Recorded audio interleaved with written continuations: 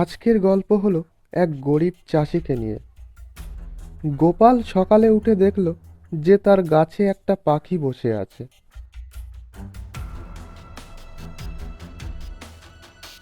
গোপালের খুব মায়া হলো। সে তখন ঘরে গিয়ে পাখিটির জন্য কিছু ভাত নিয়ে এলো।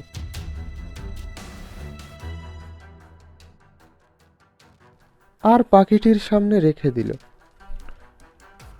তারপর পাখিটা ওই ভাতটির কাছে এসে বসলো।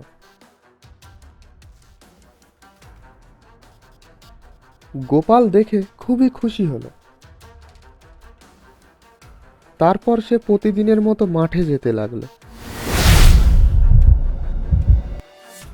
গোপাল খুড়ো, ও গোপাল খুড়ো, বাড়িতে আছো নাকি? গোপাল খুড়ো, ও গোপাল খুড়ো।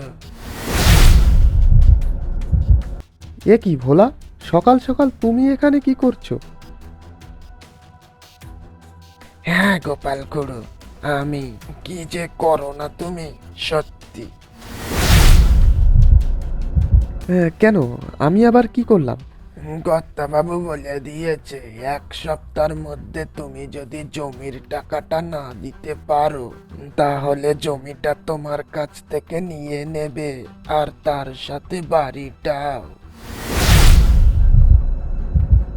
না না, জমিটা নিয়ে নিলে আমি তো না খেতে পেয়ে মারা যাব।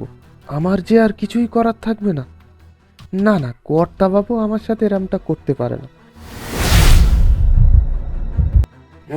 বাবু কি করতে পারে না পারে সেটা আমার থেকে বেশি কেউ জানে না, যত সব।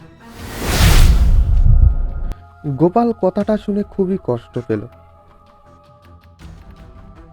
কিন্তু সে এখন কি বা করবে? হে ভগবান, এখন আমি কি করব? তুমি তো সবই জানো। আমাকে তুমি এই বিপদের হাত থেকে রক্ষা করো ভগবান, রক্ষা করো। এদিকে গাছের ডালে বসে পাখিটা সবকিছু দেখছিল। দেখতে দেখতে সন্ধ্যা হয়ে এলো, কিন্তু এখনো ওখানে বসে বসে চিন্তা করছে গোপাল খুড়ো। তার কাছে যে আর কোনো উপায় নেই। তাহলে কি তার জমি বাড়ি সব নিয়ে নেবে? সারাদিন বসে বসে এই সবই চিন্তা করছে গোপাল খুড়ো। কিন্তু এদিকে পাখিটা এখনো গাছের ডালেই বসে আছে। হঠাৎ গোপাল খুড়ো দেখলো তার সামনে কি একটা যেন আলোকিত হচ্ছে। কিন্তু কি ওটা? গোপাল দেখার জন্য সামনের দিকে যেতে লাগলো।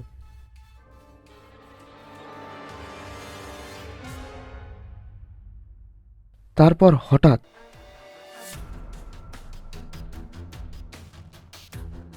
কে তুমি? তুমি খুবই ভালো মানুষ, তুমি আমাকে একদিন সাহায্য করেছিলে।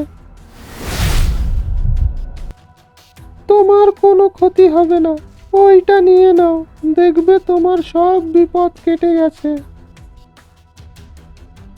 কিন্তু তুমি কে? আমাকে তুমি চিনবে না, আমি একজন মায়াবী পাখি। আমার যাওয়ার সময় হয়ে গেছে, এবার আমি আসি।